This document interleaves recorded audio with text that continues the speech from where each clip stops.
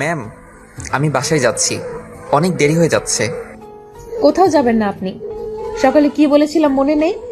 এরপর আমি মন খারাপ করে নিজের ডেস্কের দিকে যেতে লাগলাম। তখনই রাফি আর আসিফের সাথে দেখা। কি ভাই, কেমন করলে আজ সারাদিন? রাফির বাচ্চা। রাফি আর আসিফ দৌড়ে পালালো। আমি আমার ডেস্কে বসে কাজ করতে লাগলাম। সারা অফিসে কেউ নেই, শুধু আমি আর শিমলা। শিমলা তার কেবিনে বসে কাজ করতেছে, আর আমি আমার ডেস্কে বসে একটিভাবে কাজ করতে করতে 1 ঘন্টা পার হয়ে গেল। সাথে আমার কাজও কমপ্লিট হয়ে গেল। তাই ফাইলটা বন্ধ করে রেখে দিলাম। অনেক ক্লান্ত লাগতেছে। আমি জানি এখন আমার কি করতে হবে। আমি পকেট থেকে একটা সিগারেট বের করে খেতে লাগলাম, চেয়ারে হেলান দিয়ে। সিগারেট অর্ধেক শেষ করার পরে টের পেলাম শিমলা তার কেবিনে থেকে বের হচ্ছে। তাই আমি তাড়াতাড়ি করে সিগারেটটা ফেলে দিলাম। আমি ফাইলগুলো ঠিক করতে লাগলাম। তখন খেয়াল করলাম শিমলার হাতে তার ল্যাপটপ নিয়ে আমার সামনে দাঁড়িয়ে আছে, চোখ দুটো লাল হয়ে আছে। ম্যাম, আপনি চলে এসেছেন? আমি আপনার কাছে যাব ভেবেছিলাম, আমার কাজ সব কমপ্লিট। কিন্তু শিমলা কিছু বলতেছে না, রাগীভাবে আমার দিকে চেয়ে আছে। আমি ভাবতে লাগলাম কোনভাবে সিগারেট খেতে দেখে ফেলে নাই তো। আরে ধুর, কিভাবে দেখবে? আমি তো ম্যাম আসার আগেই ফেলে দিয়েছি। ম্যাম, কিছু কি হয়েছে? আপনি এখানে বসে একটু আগে কি করতেছিলেন? আমি একটু ভয় পেয়ে গেলাম। না, আমাকে ভয় পেলে চলবে না। তাই আমি স্বাভাবিকভাবে বললাম, কই কিছু না তো ম্যাম, আমি তো আমার কাজ করতেছিলাম। আপনি সত্যি বলতেছেন তো? মিথ্যা বললে কিন্তু খবর আছে। এইবার তো আরো ভয় পেয়ে গেলাম। সত্যি সত্যি কি দেখে ফেললো নাকি? অফিসে সিগারেট খাওয়া বারণ, যদি এটা দেখে ফেলে জানি না কি করবে। তবুও বললাম, ম্যাম, আমি তো ফাইলের কাজ করতেছিলাম। এরপর শিমলা তার ল্যাপটপ আমার দিকে ঘুরিয়ে একটা ভিডিও দেখালো। হায় আল্লাহ, আমি শেষ। আমার ডেস্কের উপরে ডান দিকে তাকিয়ে দেখি ছোট একটা সিসি ক্যামেরা। আমি শেষ। এইবার আমাকে কে বাঁচাবে? আসলেই হয়েছে কি ম্যাম? এর মধ্যেই সিগারেট খাওয়া শিখে ফেলেছেন? বাহ, ভালো। আমার কাছে আসুন। Sorry ma'am. কাছে আসতে বলছি আমি। আমি জানি এখন যদি আমি শিমলার কাছে যাই তাহলে নিশ্চিত আমি শহীদ হয়ে যাব। তাই শিমলা যত যাই বলুক না কেন, আমি আর ওর কাছে যাচ্ছি না। ম্যাম, পিছে দেখুন। কি আছে পেছনে? আর এই ফাঁকেই আমি অফিস থেকে এক দৌড়ে বেরিয়ে গেলাম। কালকে কি হবে আমি সেটা জানি না, আজকে তো কোনো মতে ওর হাত থেকে মুক্তি পাই। এরপর রাস্তায় এসে একটা রিক্সা নিয়ে সোজা বাসার দিকে রওনা দিলাম। আসার সময় শুনতে পেয়েছি শিমলা অফিসের ভিতরে বসেই আমাকে অনেকগুলো বকা দিছে। আমি এখন যদি ওর হাতে পড়তাম তাহলে আমি শেষ হয়ে যেতাম, কারণ শিমলা সিগারেট খাওয়া ছেলেদের একটু দেখতে পারে না। আমি অবশ্য এর আগে এইগুলো খেতাম না, এই তো বছরখানেক আগে খাওয়া শিখেছি। যাই হোক, এইগুলো বলতে বলতে বাসায় চলে এসেছি। আমি রিক্সা ভাড়া দিয়ে ভিতরে চলে গেলাম। আব্বু, আব্বু, কই তুমি? কিরে মা, কি হয়েছে? এত জোরে ডাকছিস কেন? আব্বু, জানো আজকে অফিসে কি হয়েছে? না বললে জানবো কিভাবে? আব্বু, আজকে শ্রাবণকে নিয়ে সারাদিন ঘুরেছি, কিন্তু বোকাটাকে একটু বুঝতে দিই নাই যে আমি ওকে মনে মনে ভালোবাসি। একদম ভালো করেছিস, আমার প্রিন্সেসকে কষ্ট দিয়েছ। আর আপু, বিকালে কি হয়েছে সেটা জানো? কি হয়েছে? শ্রাবণ আমার ভয়ে অফিস থেকে দৌড়ে পালিয়ে বাসায় গেছে। অনেক হয়েছে গল্প, এইবার ফ্রেশ হয়ে খেতে আয়। ওকে আম্মু। এরপর শিমলা তার রুমে চলে গেল।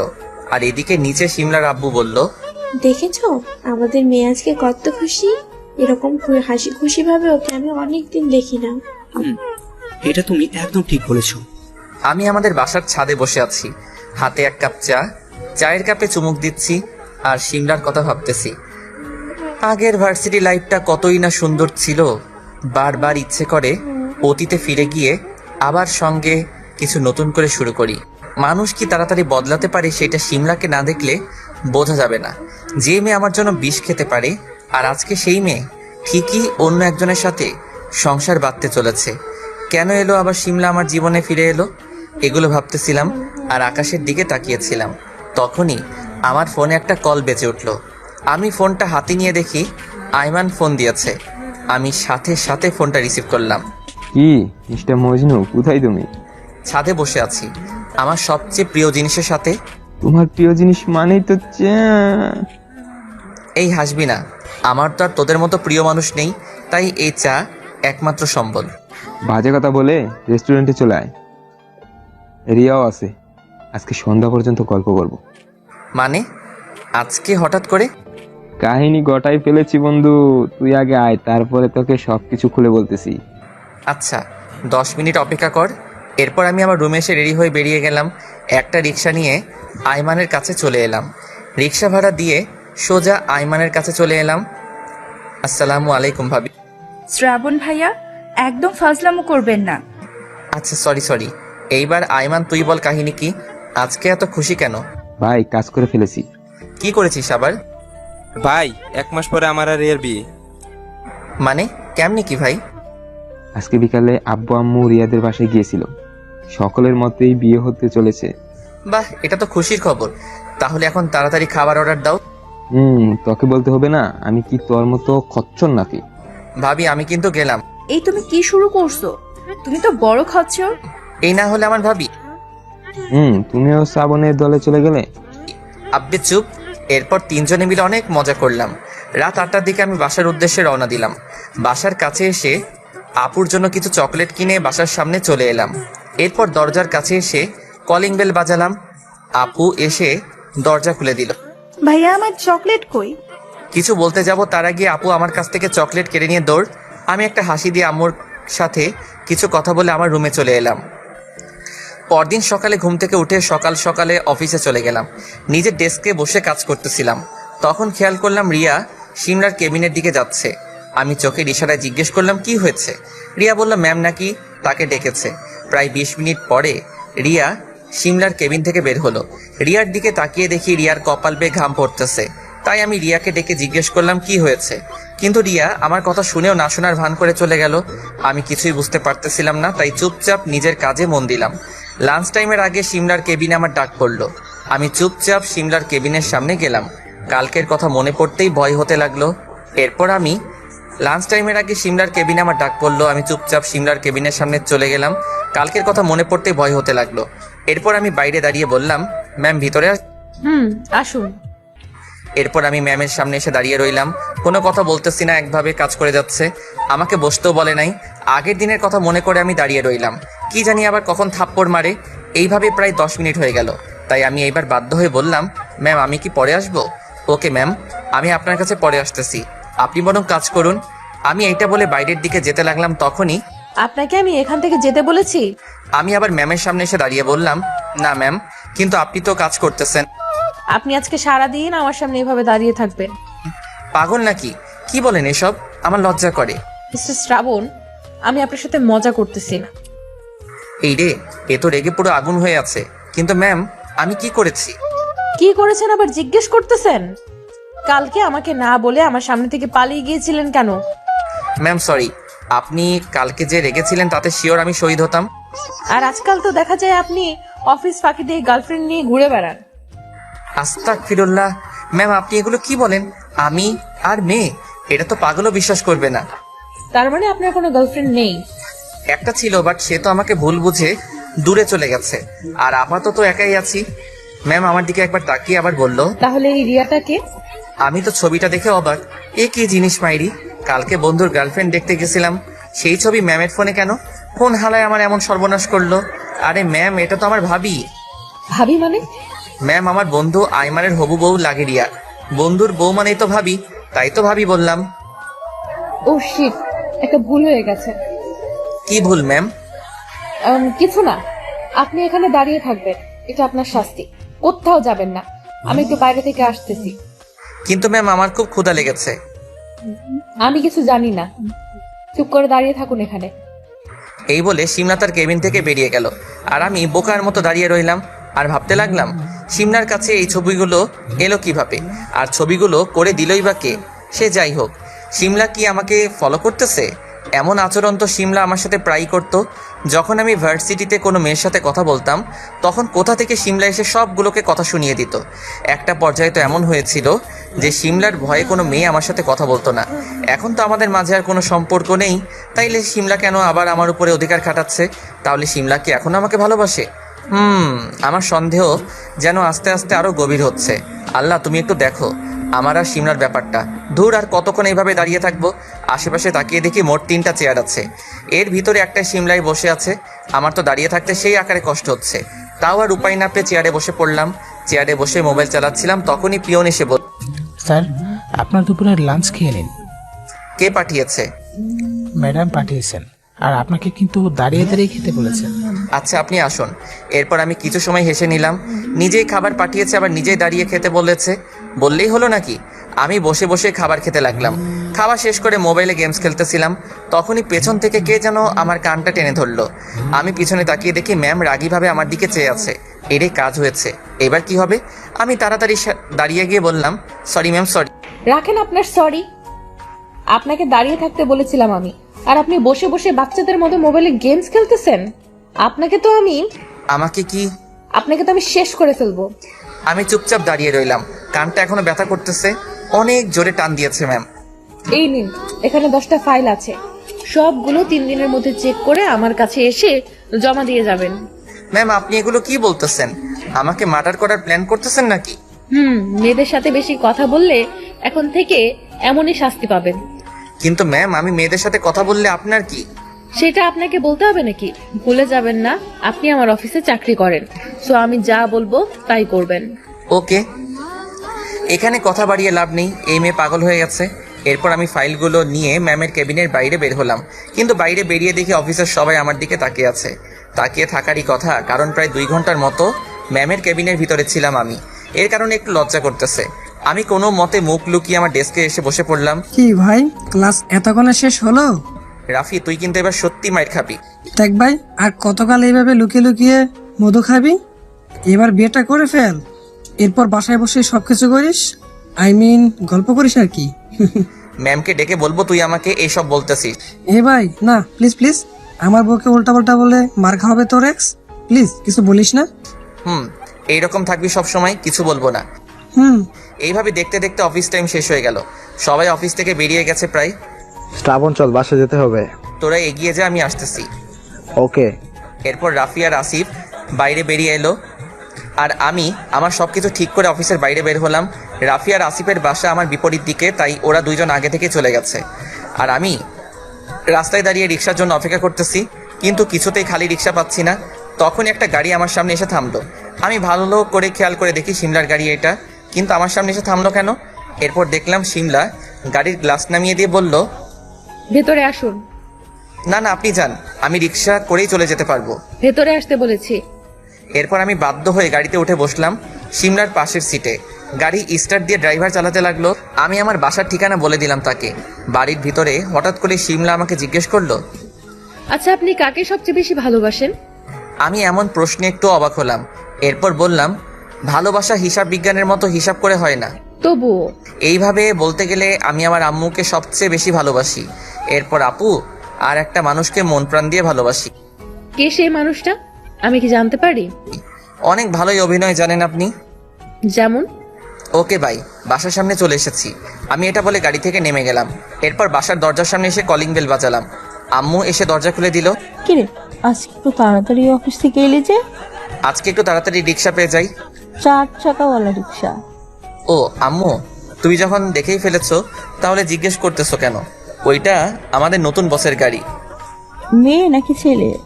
আম্মু, তুমি কিন্তু বেশি সন্দেহ করতেছো আমাকে। তা কি করব, তোর ভাবসাব আমার বেশি ভালো লাগতেছে না। ধুর, এই বলে আমি আমার রুমে চলে এলাম। আমি জানি আর একটু সময় আম্মুর সামনে থাকলে আম্মু ঠিকই আমার পেট থেকে সব কথা বের করে নিবে, তাই পালিয়ে আমার রুমে চলে এলাম। নিজের রুমে শুয়ে শুয়ে আজকের ঘটনাগুলোর কথা চিন্তা করতে লাগলাম। শিমলার আচরণের অনেক পরিবর্তন ঘটছে, ও মনে হয় আমাকে মাফ করে দিয়েছে, তা না হলে এমন আচরণ করতো না। আর কিছুদিন পরে শিমলার জন্মদিন। মনে মনে সিদ্ধান্ত নিলাম ওই দিনে শিমলাকে আবার প্রপোজ করব। যদি মেনে নেয় তাহলে আর কোনোদিন ওকে দূরে যেতে দিব না, আর যদি অপমান করে তাহলে এইভাবে একজন অপরাধী হয়ে ওর জীবন থেকে দূরে চলে যাব, আর কোনোদিন ফিরে আসবো না। বিছানায় শুয়ে শুয়ে এগুলো ভাবতেছিলাম, তখনই আম্মু আমার রুমে এসে বলল, শ্রাবণ বাবা, এই লিস্টটা নিয়ে একটু বাজারে যা তো। কেন আম্মু? বাজার প্রায় শেষ, তাই আগে থেকে সবকিছু এনে রাখা ভালো। আচ্ছা দাও।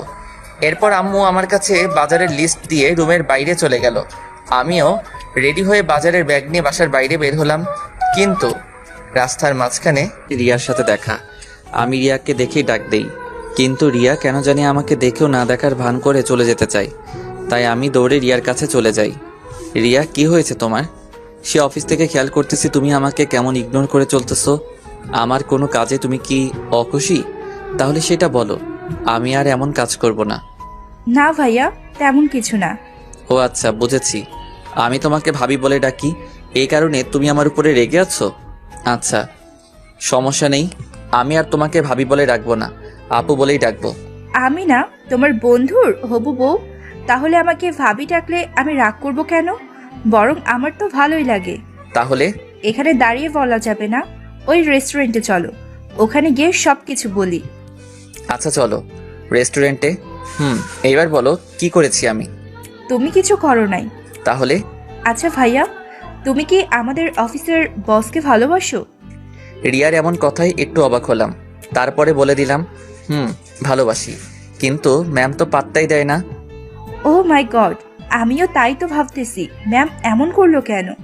আসলে তোমার ধারণা ভুল। মানে? ম্যামও তোমাকে মনে মনে অনেক ভালোবাসে। সেটা তো আমি জানি। আরে আমি সেটা বলতেছি না। তো কি বলতেছো? ম্যাম বাইরে তোমার সাথে রাগীভাবে কথা বললেও সে তোমাকে অনেক ভালোবাসে। কিন্তু তুমি বুঝলে কিভাবে? মনে আছে কালকে আমি, তুমি আর আইমান তিনজন মিলে রেস্টুরেন্টে বসে আড্ডা দিচ্ছিলাম, আর এইটা ম্যাম দেখে ফেলে। এইটা দেখে ম্যাম ভাবে আমি আর তুমি গার্লফ্রেন্ড বয়ফ্রেন্ড, আর এই কারণে অফিসে আজকে সকালে আমাকে ম্যাম তার কেবিনে ডাকে। তারপর ম্যাম আমাকে অনেকগুলো কথা শোনায়, কেন আমি তোমার সাথে গেছি। কিন্তু পরে যখন আমি তাকে সব খুলে বললাম যে আমি আইমানকে ভালোবাসি, এরপরে কিছুটা ঠান্ডা হলো, কিন্তু এর পরেও বলে দেয় আমি যেন তোমার সাথে আর বেশি কথা না বলি। এটা তো সাংঘাতিক ব্যাপার। আর আমি এই কারণেই তোমার থেকে দূরে দূরে থাকার চেষ্টা করি। কি জানি আমার চাকরিটা আবার কখন নিয়ে নেয়। আচ্ছা ঠিক আছে, আমি বুঝতে পেরেছি। আর ভাইয়া, তুমি তলে তলে এত সব করো আগে জানতাম না। আচ্ছা ভাইয়া, বাসায় যেতে হবে, আসি। আচ্ছা।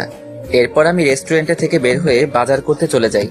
বাজার করে আসার পথে ভাবতে থাকি, আমি আগেই জানতাম যে সিমরা আমাকে এখনো মনে মনে ভালোবাসে, কিন্তু আজকে রিয়া যেটা বলল, এতে তো আমি 100% শিওর যে সিমরা আমাকে এখনো আগের মতোই ভালোবাসে। কারণ এর আগেও আমার সাথে কোনো মেয়ে দেখলেই সিমরা এমন করতো। এক কথায় আমার পাশে কোনো মেয়ে দেখতে পারতো না। যাই হোক, আর কিছুদিন পরে সিমলার বার্থডে। আমি ঠিক করেছি ওই দিন সিমলাকে প্রপোজ করব। আমি জানি সিমলাও আমাকে মেনে নিবে। এরপর সুন্দরভাবে আমাদের জীবনটা আবার নতুন করে শুরু করব। অপরদিকে সিমলা তার রুমে বসে বসে ভাবতে, না, অনেক হয়েছে, বিয়াদবটার সাথে অনেক খারাপ ব্যবহার করেছি। আর না, সামনেই তো আমার বার্থডে। আমি জানি শ্রাবণ আমাকে সবার প্রথমে উইশ করবে, আর ওই দিনই সকলের সামনে আমি আমার আর শ্রাবণের বিয়ের কথা অ্যানাউন্সমেন্ট করব। সিমলা এই ব্যাপারে তার বাবার সাথেও কথা বলে। তার বাবাও এক কথায় রাজি হয়ে যায়, কারণ তার মেয়ের বিয়ের বয়স হয়ে গেছে, আর কতদিন এইভাবে থাকবে। তাই তিনি রাজি হয়ে যায়। এইভাবেই দেখতে দেখতে কিছুদিন কেটে যায়। এখন সিমলা আর আমার সাথে তেমন কোনো খারাপ ব্যবহার করে না। এতে আমিও ভালো করে বুঝে যাই যে সিমলাও এখন আমাকে পছন্দ করে। কালকে সিমলার বার্থডে। আমি কালকের জন্যই অপেক্ষা করে আছি অনেক দিন ধরে। প্রতিদিনের মতো আজকেও আমি অফিসে বসে কাজ করতেছিলাম, তখনই আমার ডাক পড়ল সিমলার কেবিনে। আমিও প্রস্তুতি নিয়ে সিমলার কেবিনের দিকে গেলাম। কেবিনের সামনে গিয়ে জিজ্ঞেস করলাম, ম্যাম ভিতরে আসবো? তোমাকে কতবার বলবো আমার এখানে আসার জন্য তোমার কোনো অনুমতির প্রয়োজন নেই। এখন কি বলবেন বলেন। কালকে আমার বাসায় একটা পার্টি আছে, তুমি হয়তো জানো কিসের পার্টি। কালকে সময় মতো আমার বাসায় চলে আসবে কিন্তু। আচ্ছা। আর কালকে তোমার জন্য একটা সারপ্রাইজ আছে। আমার জন্য আবার কিসের সারপ্রাইজ? আর আমিও আপনাকে কিছু বলতে চাই। আচ্ছা, কালকে সবকিছু দেখা যাবে। আচ্ছা, আমি এইবার আসি তাহলে। কোথাও যেতে হবে না এখন। সকালের খাবার খেয়েছো? খেয়েছি। দেখো তো, দেখে তো মনে হচ্ছে না। এরপর সিমলা আমার সামনে একটা টিফিন বক্স বের করলো। উফ, রোজ রোজ এই একই কাহিনী। জানি না শিমলা এগুলো করে কি পায়। আজ কিছুদিন ধরেই শিমলা আমার জন্য তার বাসা থেকে নিজ হাতে খাবার বানিয়ে আনে। আমিও কিছু বলি না। আসলে ব্যাপারটা আমারও খুব ভালো লাগে।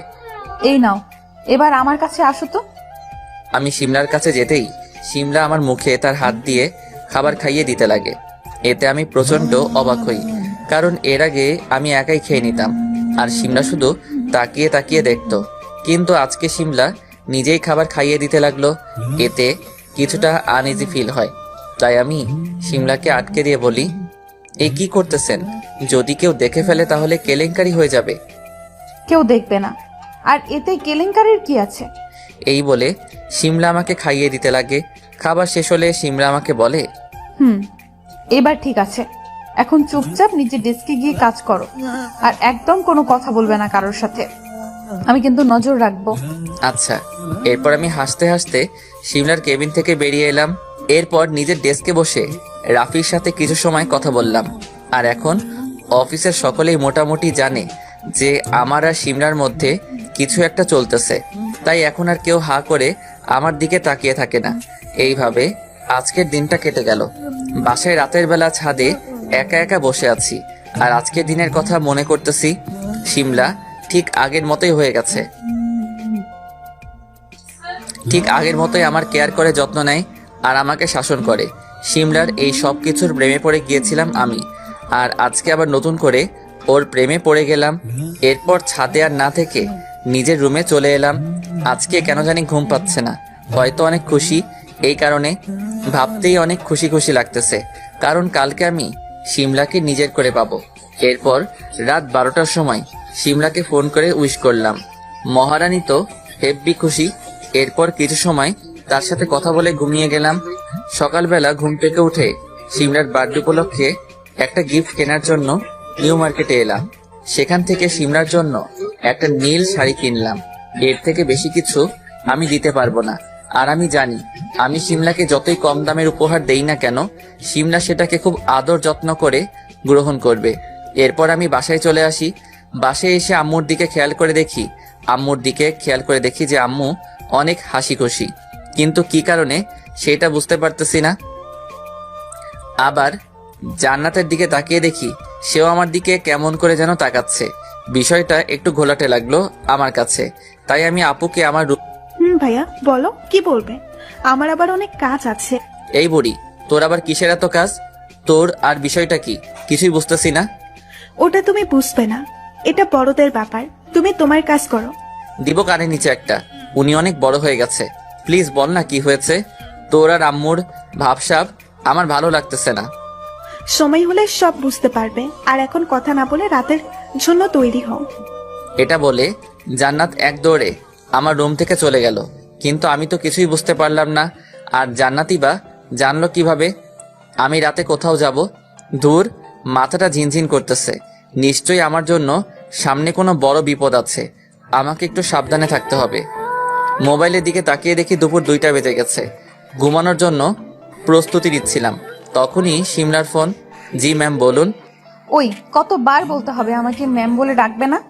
আচ্ছা, ডাকবো না। এইবার বলো কি বলবে। শোনো না, আজকে তো আমার বার্থডে, আমাকে কি গিফট দিবে আজকে? কোনো গিফট দিতে পারবো না। তুমি তো জানোই আমি একটা গরিব ঘরের ছেলে। তুমি একদম এসব বাজে কথা বলবে না।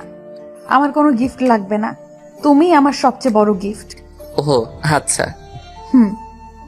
আর সময় মতো বাসায় চলে আসবে, কিন্তু আমি তোমার জন্য অপেক্ষা করে থাকবো। তুমি আর আমি একসাথে কেক কাটবো। কিন্তু লোকে কি বলবে? আর তাছাড়া তোমার বাবা মা কি ভাববে? আরে রাখো তো তুমি এগুলো, এইসব আমি দেখে নিব। আচ্ছা, রাখি এখন। আমি একটু ঘুমিয়ে নেই। ঘুমাও, টাটা। আচ্ছা। এরপর ফোন রেখে ঘুমিয়ে গেলাম। রাতে ভালোভাবে তৈরি হয়ে একটা রিক্সা নিয়ে শিমলাদের বাসার উদ্দেশ্যে রওনা দিলাম, হাতে একটা কম দামি গিফট নিয়ে। জানি না শিমলা এটা পছন্দ করবে কিনা। এগুলো ভাবতে ভাবতে শিমলাদের বাসার সামনে চলে এলাম। কিন্তু বাসার ভিতরে প্রবেশ করে আমি জীবনের সবচেয়ে বড় শিমলাদের বাসার সামনে এসে রিক্সা থেকে নেমে আশেপাশে দেখতে লাগলাম। অনেক সুন্দর করে বাসাটা সাজানো হয়েছে। আমি রিক্সা ভাড়া দিয়ে মোবাইলে সময়টা দেখে নিলাম।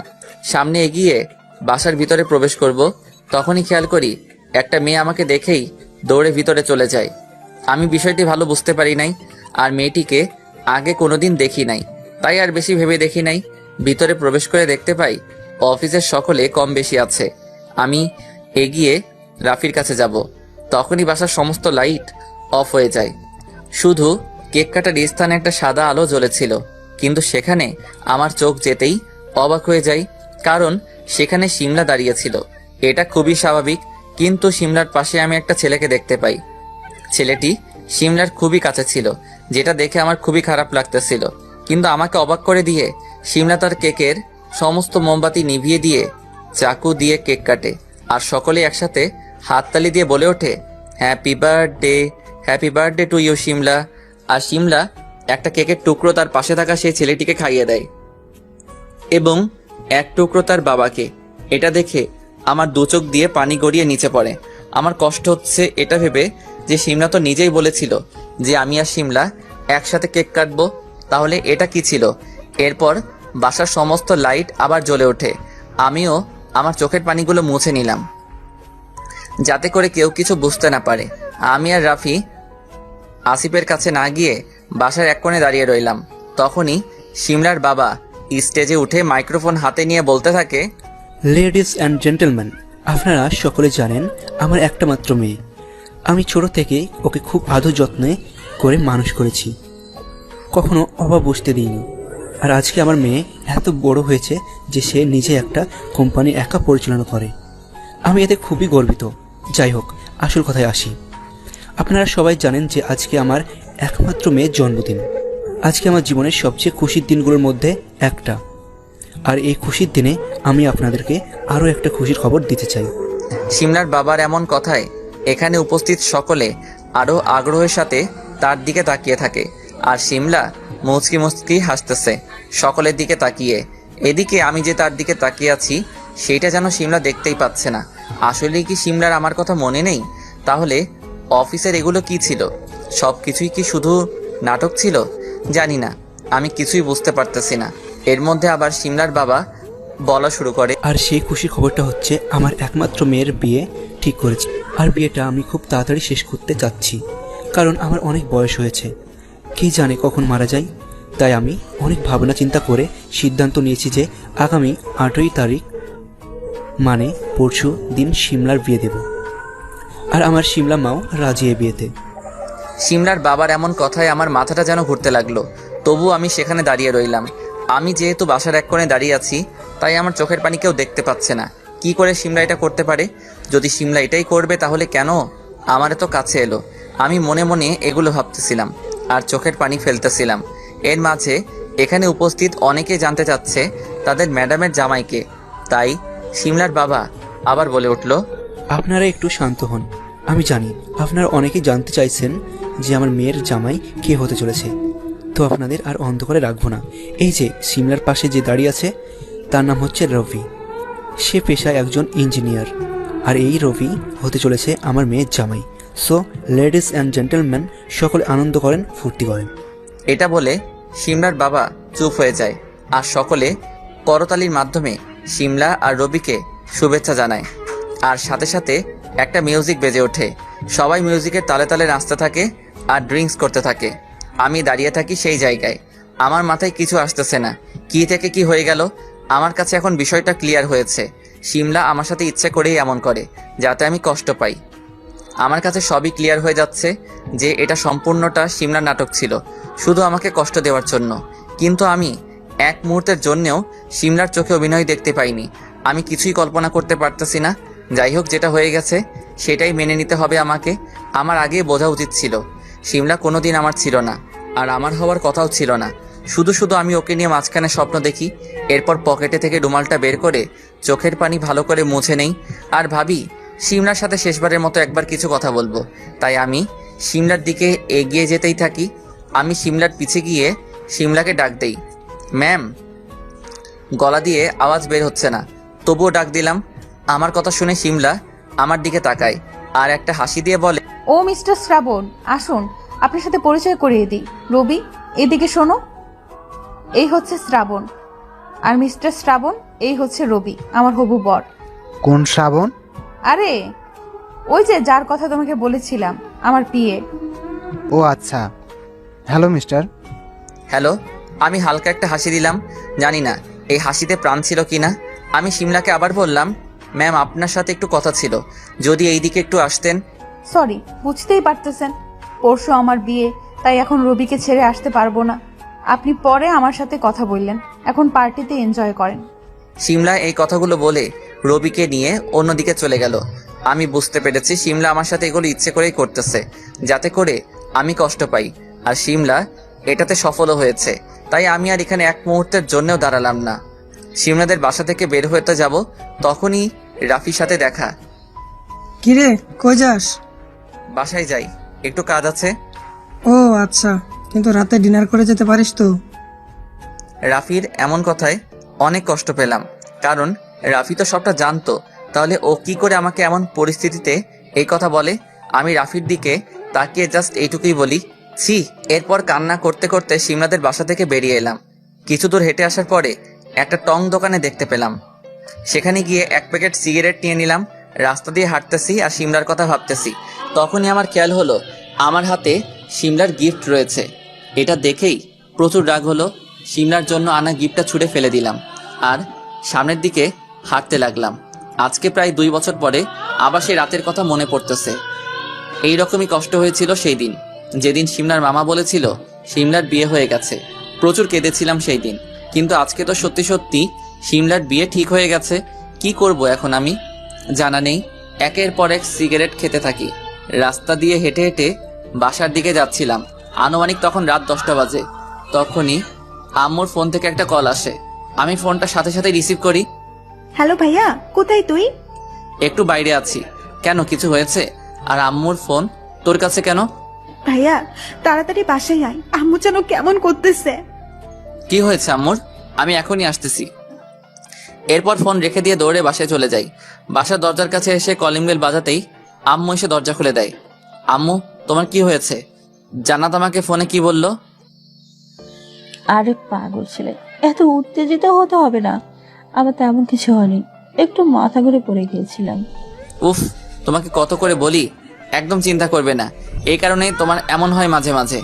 তখনই আপু আমার সামনে আসে আর আমাকে এসে বলে, ভাইয়া তোর কারণেই তো আম্মুর এমন অবস্থা। আমার কারণে মানে? এই যে আম্মু একা কি বাসার সব কাজ একা করতে পারে? আম্মুর বয়স হয়েছে তো। তাহলে একটা কাজের লোক ঠিক করলেই তো হয়। ভাইয়া তুই আবার উল্টা বুঝতেছিস। তুই যদি একটা বিয়ে করে নিস তাহলেই তো সবকিছু মিটে যায়। আম্মুরও একটা সাথী হবে আর আমিও একটা ভাবি পাবো। জানাতের এমন কথায় আমি কিছুটা পিছিয়ে গেলাম। এমনিতেই শিমলার কারণে অনেক কষ্টে আছি, এর উপরে আবার আম্মুর এই অবস্থা। কোথায় যাব আমি কিছুই বুঝতেছি না। আম্মুর দিকে তাকিয়ে দেখি আম্মু আমার দিকে কেমন করে তাকিয়ে আছে। আমি জানি আম্মু মনে মনে এটাই চায়। ছেলের বিয়ের বয়স হয়েছে, তবু ছেলে বিয়ে করতেছে না, এটা কোনো বাবা মা মেনে নিতে পারে না। আম্মু হয়তো আমার দিকে তাকিয়ে কিছু বলে না, কিন্তু আমি জানি আম্মু মনে মনে এটাই চায়। তাই আমি আম্মুর দিকে তাকিয়ে বলি, আম্মু তুমিও এটাই চাও? আম্মু কোনো কথাই বলতেছে না। তাই আমি বুঝে গেলাম আম্মুও এটাই চাই। তাই আমি আম্মুর মুখে হাত রেখে বললাম, আম্মু তোমাদের খুশিতেই আমার খুশি। আমি বিয়ে করব। তুমি মেয়ে দেখ, তোমার পছন্দের মেয়েকে আমি বিয়ে করব। আম্মু আমার এমন কথায় অনেক খুশি হলো। আমার দিকে তাকিয়ে বলল, বাবা তুই সত্যি বলতেছিস? হ্যাঁ না, দেখ না তোর ভাই আমার সাথে মজা করতেছে। আম্মু আমি সত্যি বলতেছি। এবার আম্মু আমাকে জড়িয়ে ধরে বলল, বাবা তুই এতদিনে আমার মনে কথাটা বুঝছিস। আমার মেয়ে পছন্দ করা আছে, আমি শুধু তোর অপেক্ষায় ছিলাম। আমার কাছে মেয়ের ছবি আছে, অপেক্ষা কর, তোকে দেখাচ্ছি। জান্নাত আমার রুম থেকে ছবিটা নিয়ে এত। আম্মু আম্মু এত ব্যস্ত হতে হবে না। আর মেয়ে যখন তোমার পছন্দ, তাহলে আমার আর দেখার দরকার নেই। তোমার পছন্দই আমার পছন্দ। ধন্যবাদ ভাইয়া। ঠিক আছে। এটা বলে আমি আমার রুমে চলে এলাম।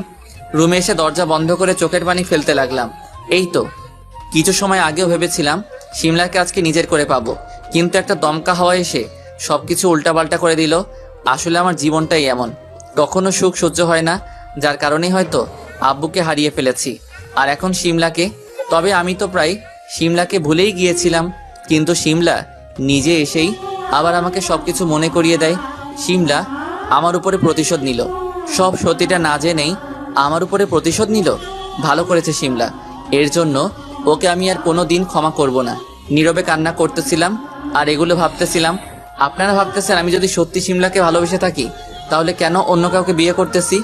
আসলে আমি ইচ্ছে করলেই বিয়ে না করে থাকতে পারি, কিন্তু আমার দিকে যে আমার আম্মু তাকিয়ে আছে, কি করে একটা বাজে মেয়ের জন্য আমি আমার আম্মুকে কষ্ট দিব? তাই বিয়ের জন্য রাজি হয়ে গেলাম। প্রথম প্রথম হয়তো একটু কষ্ট হবে, কিন্তু পরে সব ঠিক হয়ে যাবে আশা করি। এগুলো ভাবতে ভাবতে আমার ফোনে একটা কল আসে। আমি তাকিয়ে দেখি শিমলা ফোন করেছে। আমার প্রচন্ড রাগ হলো এটা দেখে।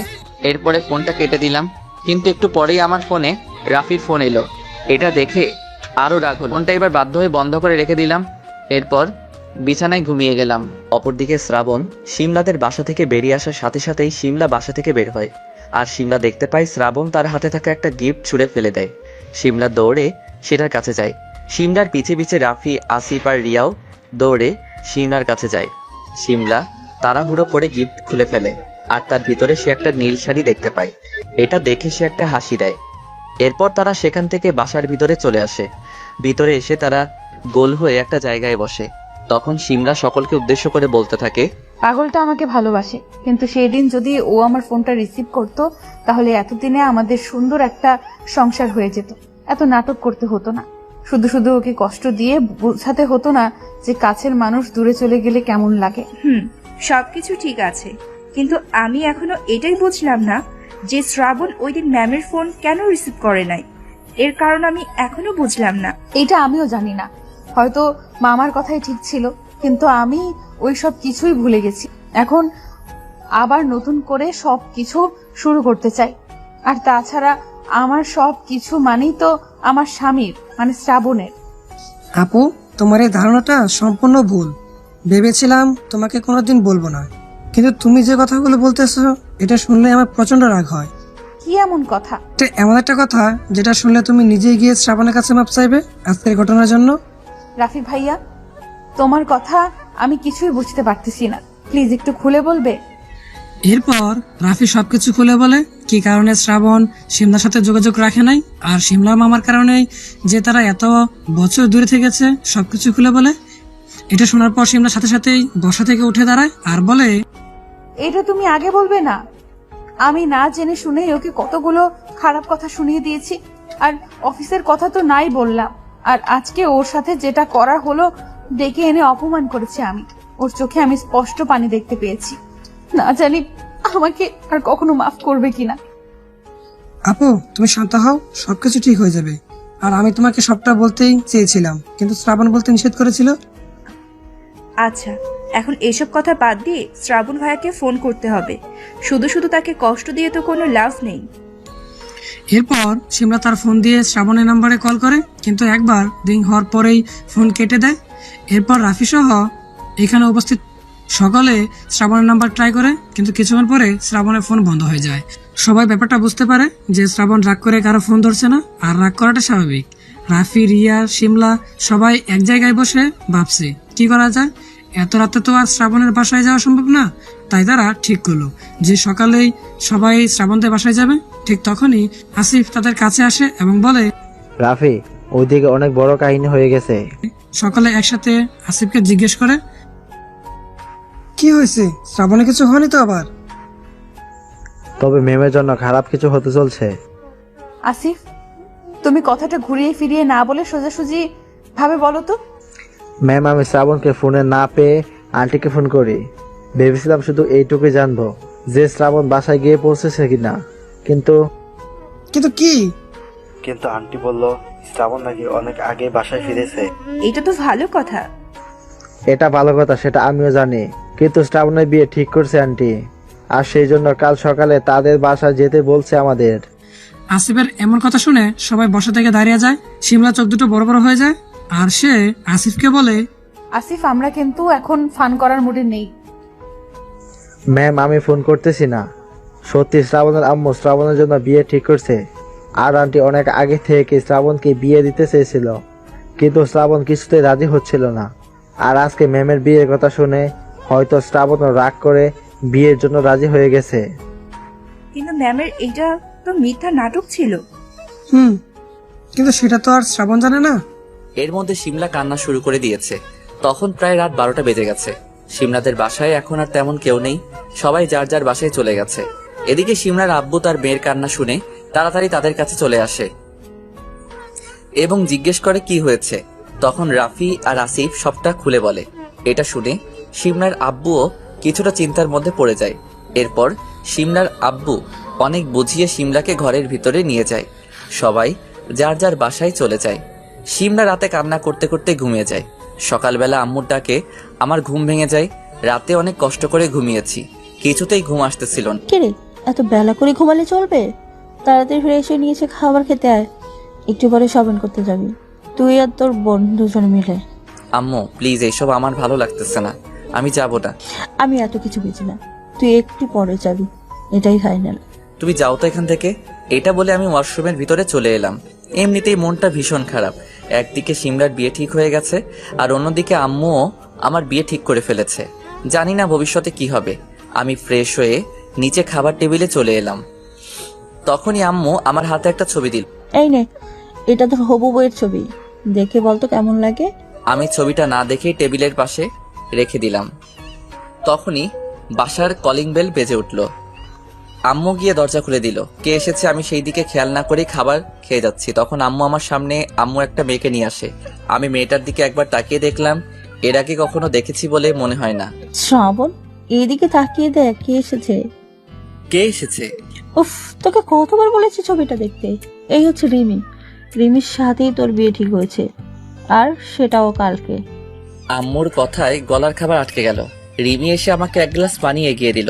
আমি পানি খেয়ে আম্মুর দিকে তাকিয়ে বললাম, আম্মু আমি বিয়েতে রাজি হয়েছি। তার মানে এই না যে তুমি এত তাড়াতাড়ি আমার বিয়ে দিয়ে দিবে। দেখ বাবা, আমিও চেয়েছিলাম একটু বড় করে তোর বিয়েটা দিতে, কিন্তু রিমির পরিবার চাচ্ছে বিয়েটা খুব তাড়াতাড়ি দিতে। আর কালকে বিয়ের দিনটা আমরা ঠিক করেছি। দুই পরিবারের লোকজন থাকবে শুধু, পরে তোদের মত থাকলে বড় করে একটা অনুষ্ঠান করা যাবে, সমস্যা নেই। আম্মু তোমার যা ইচ্ছে তুমি তাই করো। এটা বলে আমি খাবার শেষ করে আমার রুমে এসে তৈরি হতে লাগলাম, কারণ এখন নাকি আবার শপিং করতে যেতে হবে। আন্টি, উনি এমন রেগে চলে গেলেন কেন? ও কিছু না মা, আমার ছেলেটা একটু রাগী, তবে ভেতরটা এত নরম, তুমি চিন্তা করো না। আচ্ছা আন্টি, আর আব্বু আমাকে আপনাদের বাসায় পাঠিয়েছে, একসাথে ওনাকে নিয়ে শপিং করতে যেতে বলেছে। একদম ঠিক করেছে তোমার বাবা। আচ্ছা তুমি জান্নাতের সাথে গল্প করো, আমি একটু শ্রাবণের সাথে কথা বলে আসি। আচ্ছা আন্টি। আমি রেডি হয়ে রুম থেকে বের হতে যাব। তখনই আম্মু আমার রুমে এলো। আমার হাত ধরে নিয়ে একটা চেয়ারে বসিয়ে বলল, মেয়ে পছন্দ হয়েছে? তোমার পছন্দ হলেই আমার পছন্দ। বিয়েটা কি আমি করতেছি নাকি? আর তোর যদি পছন্দ না হয়ে থাকে তাহলে এখনো সময় আছে, আমাকে বল। আর তা না হলে কিন্তু পরে কিছু বলতে পারবি না। আম্মু আমার কোনো সমস্যা নেই। আমার কোনো সমস্যা থাকতেই পারে না। আমার আর কিছু নেই যে তার জন্য আমার সমস্যা হবে। এই তো আমার শোনা ছেলে, তাহলে রিমিকে আর জান্নাতকে নিয়ে তাড়াতাড়ি বেরিয়ে পড়, শপিং করতে আয়। মানে ওই মেয়েটাও যাবে নাকি আমাদের সাথে? এই বিয়ে তো পেই, আস্তে আস্তে বল, নিচে রিমি আছে, শুনতে পাবে। এই তুই আমার দিকে তাকা, ও তোর বউ হতে চলেছে, ও তোর সাথে শপিং করতে গেলে সমস্যা কোথায়? আচ্ছা আচ্ছা চলো। এরপর আমি নিচে চলে এলাম। সেখানে এসে দেখি রিমি আর জান্নাত বসে বসে গল্প করতেছে। আমি তাদের সামনে গিয়ে বললাম, জান্নাত তাড়াতাড়ি আয়। এটা বলে আমি বাইরে চলে এলাম। বাইরে এসে রিক্সা ঠিক করব, তখনই আমার সামনে একটা গাড়ি এসে থামে। আমি ভালো করে তাকিয়ে দেখি এটা তো আদনান স্যারের গাড়ি। স্যার সকাল সকাল আমাদের বাসার সামনে কি করে? আমি মনে মনে ভাবতেছি। তখনই গাড়ি থেকে স্যারের ড্রাইভার বের হয় আর আমার হাতে গাড়ির চাবি দিয়ে বলে, আসসালামু আলাইকুম ভাই, স্যার আপনাকে গাড়িটা দিয়ে যেতে বলেছেন। মানে? সেটা আপনি স্যারকে ফোন করে জিজ্ঞেস করেন। আমি গেলাম, আমাকে আবার স্যারকে নিয়ে অন্য একটা জায়গায় যেতে হবে। এটা বলেই ড্রাইভার কোথায় হাওয়া হয়ে গেল। আমি অবাক হয়ে আদনান স্যারকে ফোন দিলাম। কিছু সময় রিং হওয়ার পরে ফোনটা রিসিভ করলো। হ্যালো স্যার, এগুলোর মানে কি? মানে তুমি তো আর আমাকে আপন ভাবো না, তাই হয়তো তোমার বিয়ের কথাটা আমাকে বললে না, কিন্তু আমি তো আর তোমাকে নিজের ছেলের মতন দেখি, তাই তোমার সুবিধার কথা চিন্তা করে গাড়ি পাঠিয়েছিলাম। আসলে স্যার সবকিছু এত হুট করে হয়ে যাচ্ছে যে আপনাকে বলার সুযোগ হয়ে ওঠেনি। তোমার আম্মু বলছে সবকিছু। এখন আর বেশি কথা না বলে বউকে নিয়ে শপিং করে এসো। এই রোদে রিক্সা করে গেলে অনেক কষ্ট হবে। স্যার এইসবের কোনো দরকার ছিল না, আমরা রিক্সায় যেতে পারতাম। এখন কিন্তু তুমি একা না, সাথে তোমার বউ আছে, তার কথাটাও একটু ভাবো। স্যার আপনি এখনো আগের মতোই আছেন। আমি জানি। আর কথা না বাড়িয়ে কাজে যাও। এরপর স্যার ফোন কেটে দিল। আমি জানি না মানুষটা এত ভালো কেন। আজকে আমার বাবা থাকলে তিনিও হয়তো আমাকে এমনভাবে মিষ্টি শাসন করে আমার প্রতি খেয়াল রাখতো। যাই হোক, আমি ড্রাইভিং সিটে উঠে বসে পড়লাম। রিমি আর জান্নাত এসে গাড়ির সামনে দাঁড়িয়ে থাকে। আমি জান্নাতকে বলি, তাড়াতাড়ি ওঠো। ভাইয়া, কার গাড়ি এটা? আদনান স্যারের। এরপর রিমি আর জান্নাত গাড়ির পিছন সিটে বসে পড়লো, আর আমিও গাড়ি স্টার্ট করে মার্কেটের দিকে যেতে লাগলাম। গাড়ির লুকিং গ্লাসে তাকিয়ে দেখি রিমি মেয়েটা বারবার আমার দিকে তাকাচ্ছে, হয়তো কিছু বলতে চাই, কিন্তু আমি সেদিকে পাত্তা না দিয়ে গাড়ি ড্রাইভ করতে থাকি। গাড়ির লুকিং গ্লাসে তাকিয়ে দেখি রিমি মেয়েটা বারবার আমার দিকে তাকাচ্ছে, হয়তো কিছু বলতে চাই, কিন্তু আমি সেদিকে পাত্তা না দিয়ে গাড়ি ড্রাইভ করতে থাকি। কিছুক্ষণ ড্রাইভ করার পরে গন্তব্যস্থানে চলে এলাম। আমি গাড়িটা পার্কিং করে সকলকে নিয়ে একটা মার্কেটের ভিতরে গেলাম। জান্নাত ওনাকে সাথে নিয়ে সবকিছু সিলেক্ট করে ফেলো। ভাইয়া, তুই কোথায় যাবি? তুইও আমাদের সাথে পছন্দ কর। আমার এইসব ভালো লাগে না, তোর যা ইচ্ছা তুই তাই কর, আমি ওই দিকটায় আছি, কোনো সমস্যা হলে আমাকে ডাক দিস। এই বলে আমি রিমি আর জান্নাতের কাছ থেকে দূরে চলে এলাম। মার্কেটের এই সাইডে একটু ভিড় কম, লোকজন নেই বললেই চলে। আমি পকেট থেকে ফোনটা বের করে অন করলাম। ফোন অন করার সাথে সাথেই সিমরার ফোন। আমি শিওর ও আমাকে জ্বালানোর জন্য ফোন করেছে। আমি আর ওর ফাঁদে পা দিয়ে যেচে অপমান হতে চাই না, তাই সিমরার নাম্বার ব্লক করে দিলাম। এরপর আইমানকে ফোন দিলাম। দোস্ত, কোথায় তুই? আরে দোস্ত, কোথায় আবার? অফিসে আছি। হালার বুড়ো আজকে একটু বেশি রেগে আছে, মনে হয় বউয়ের সাথে ঝামেলা করে অফিসে এসেছে। ও আচ্ছা, কিন্তু দোস্ত, আমি যে একটা বিপদে পড়ে গেছি, এই বিপদ থেকে আর বোধহয় বের হতে পারবো না আমি। কেন? তোর আবার কিসের বিপদ? করিস তো এক্স গার্লফ্রেন্ডের অফিসে চাকরি, আবার শুনলাম সেও নাকি আবার তোর প্রেমে হাবুডুবু খাচ্ছে। কাহিনী কি? এই সবকিছু নাটক ছিল। রাফি এইবার চুপ হয়ে গেল। কিছুক্ষণ পরে আমাকে বলল, কি জন্য এমন করলো আর তোর সাথে কি করেছে ও? কারণ বলে নাই, তবে আমি জানি কি কারণে শিমলা আমার সাথে এই নাটক করেছে। কি কারণে? ওই তো আর জানে না আমি কি কারণে ওর থেকে এত বছর দূরে ছিলাম, তাই আজকে সে বেঈমান ভাবে আর আমার উপরে প্রতিশোধ নেওয়ার জন্য হয়তো এমনটা করেছে। আচ্ছা, সমস্যা নেই। এই আইমান থাকতে তোর কোনো চিন্তা নেই। আমি বিকালে তোর সাথে দেখা করতেছি, আর আজকে সারা রাত শুধু চিল হবে, কোনো প্যারা নেই। আরে দোস্ত, মেয়ে আইবো আর যাইবো, এইভাবে দেবদাস হওয়ার কোনো মানেই নেই। সেই জন্য এইবার একটা সিদ্ধান্ত নিয়েছি। কি সিদ্ধান্ত? কালকে আনার বিয়ে আম্মুর পছন্দের মেয়ের সাথে। 2 মিনিট নীরবতা পালন করে আইমান বলে উঠল, আমি যদি এখন তোর কাছে থাকতাম তাহলে? তাহলে কি? আরে বেটা, বুকে জড়িয়ে ধরতাম। আলার পুত, তুই এতদিনে একটা সঠিক সিদ্ধান্ত নিয়েছিস। কিন্তু দোস্ত, শিমলার বিয়েটাও কালকে। তাতে তোর কি? ওইসব থার্ড ক্লাস মেয়েদের চিন্তা মাথা থেকে জেরে ফেলে দে। কিন্তু দোস্ত, আমি জানি শিমলা আমাকে এখনো ভালোবাসে। এই তোর এইসব ডায়লগ বাদ দে, আর শোন, তোকে আমি ভালো একটা উপদেশ দিই। এখন থেকে নতুন ভাবিকে নিয়ে চিন্তা কর, ওইসব শিমলা মাথা থেকে জেরে ফেলে দে। ঠিক বলেছিস। তা আমার ভাবি দেখতে কেমন? একটা ছবি দে তো দেখি। আরে দোস্ত, আমি নিজেই তো ভালো করে দেখি নাই, আর সিবি পাবো কই? আব্বে রাখ হারামজাদা, কালকে বিয়ে আর এখনো সে তার বউকে দেখে নাই। আমি একেবারে বিয়ের দিন এসে দেখবো। আর এখন রাখ, বসের ডাক পড়েছে। আচ্ছা। এরপর ফোনটা রেখে দিলাম। ফোনটা কেটে দেওয়ার সাথে সাথে একটা আননোন নাম্বার থেকে কল আসলো। আমি রিসিভ করলাম। হ্যালো, কে বলতেছেন? হ্যালো, কে? আমাকে চিনতে পারতেছো না? আমি মেয়েটির গলার আওয়াজ শুনে টের পেয়ে গেলাম যে এটা শিমলা, তাই রাগী গলায় বললাম, আপনি ফোন দিয়েছেন কেন? সমস্যা নেই, আমি রিজাইন লেটার আপনার অফিসে পাঠিয়ে দিব। আমি আর আপনার অফিসে চাকরি করতে পারবো না। তুমি আমার কথাটা একবার শুনে তারপর যা ইচ্ছা তাই বলো। কি কথা, তাড়াতাড়ি বলুন, আমার সময় নেই। আসলে কাল রাতে তুমি যেগুলো দেখেছো সেগুলো সব নাটক ছিল। আমি জানি তো। তুমি যেটা ভাবতেছো তেমন না, আসলে ছেলেটা আমার খালাতো ভাই। ও আচ্ছা, তাই? তুমি নিশ্চয়ই শুনেছো কালকে আমারও বিয়ে। তাহলে আমার বিয়ে যার সাথে ঠিক হয়েছে সে আমার ফুফাতো বোন। ওকে, তুমি বিশ্বাস করো, আমি জাস্ট তোমার সাথে। প্লিজ, আর কোনো নাটক আমি দেখতে চাই না, আর একবারও আমাকে ফোন দিবে না। এইটা বলে ফোন কেটে দিলাম। এরপর পকেট থেকে একটা সিগারেট বের করে খেতে লাগলাম। তখনই আমার মনে হলো আমার পিছে কেউ দাঁড়িয়ে আছে, তাই আমি পিছে ঘুরলাম। পিছে তাকিয়ে দেখি রিমি মেয়েটা মাথা নিচু করে দাঁড়িয়ে আছে। মনে হয় অনেক সময় ধরে এখানে দাঁড়িয়ে আছে, তাই আমি জিজ্ঞেস করলাম, কিছু বলবেন? জি হ্যাঁ, আপনাকে একটা জরুরি কথা বলার ছিল। তখনই আমার ফোনে আবার শিমলার কল এলো।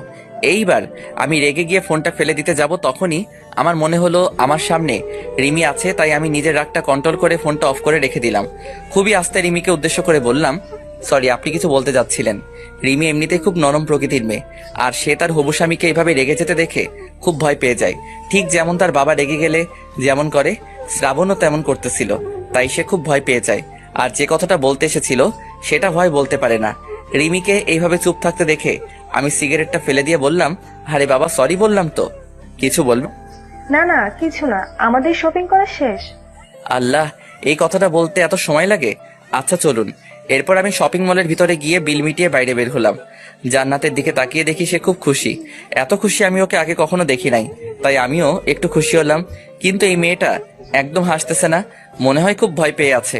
তখন আমারই একটু খারাপ লাগলো, কারণ আমি বোধহয় তার সামনে একটু বেশি রাগ দেখিয়েছি। আমি আর কিছু না ভেবে সবাইকে নিয়ে গাড়িতে উঠলাম। এরপর আপুকে জিজ্ঞেস করলাম, আপু দেখতে দেখতে তো দুপুর হয়ে গেল, এখন তুই কি কিছু খেতে চাস? ভাবি, তোমার ক্ষুধা লাগছে?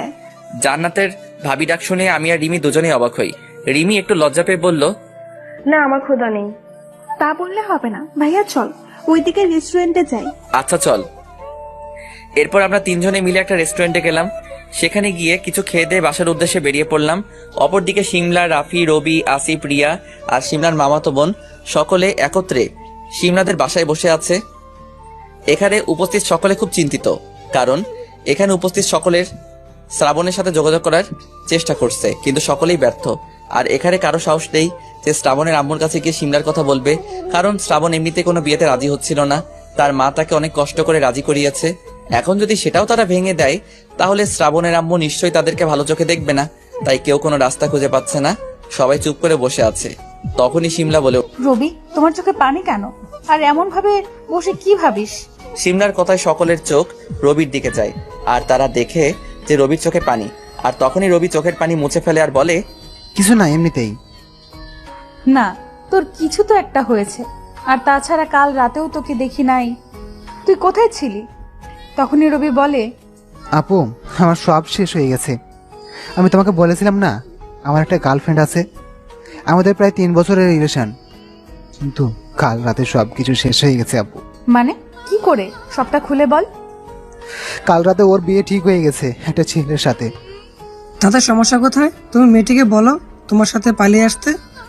আর মেয়েটা তোকে সত্যিই ভালোবাসলে অবশ্যই পালিয়ে আসবে।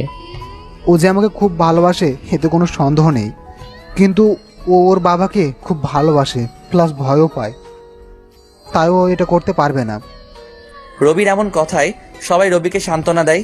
তখনই সিমলা রবিকে বলে, মেয়েটার একটা ছবি দেখাতো, দেখি চিনতে পারি কিনা। দাঁড়াও, দেখাচ্ছি আপু। এরপর রবি তার মোবাইল খুঁজতে লাগে, কিন্তু পায় না। কি খুঁজছিস? আপু, আমার মোবাইল। আরে ওইটা আমার রুমে আছে, গিয়ে দেখ। আমি শ্রাবণকে ফোন দিছিলাম তোর নাম্বার দিয়ে। আচ্ছা। এরপর রবি তার মোবাইল আনতে সিমলার রুমে চলে যায় এবং এদিকে সিমলা সবাইকে উদ্দেশ্য করে বলে, জানি না কি হয়ে গেল একটা রাতের মধ্যে। একদিকে আমার ভালোবাসা, অন্যদিকে রবিও ভালোবাসার সংকটে। যদি এটা একটা বাজে স্বপ্ন হতো তাহলে আমার চেয়ে খুশি আর কেউ হতো না। ঠিক বলেছেন ম্যাম। এর মধ্যে রবি ফোন নিয়ে আসে। সে একটা মেয়ের ছবি বের করে সকলকে দেখায়। ছবিটি দেখে সিমলা বলে, বাহ, মেয়েটা তো খুব সুন্দর, তোর চয়েস আছে, কিন্তু আফসোস। তখনই আসিফ বলে ওঠে, আরে এই মেয়েটার সাথেই তো শ্রাবণের বিয়ে কালকে। আসিফের এমন কথায় সবাই প্রচন্ড অবাক হয়। সিমলা তাড়াতাড়ি রবির হাত থেকে ফোনটা নিয়ে আসিফের সামনে ধরে। কি বলতেছো তুমি এগুলো? ভালো করে দেখে বলো। আমি ভালো করেই দেখছি ম্যাম।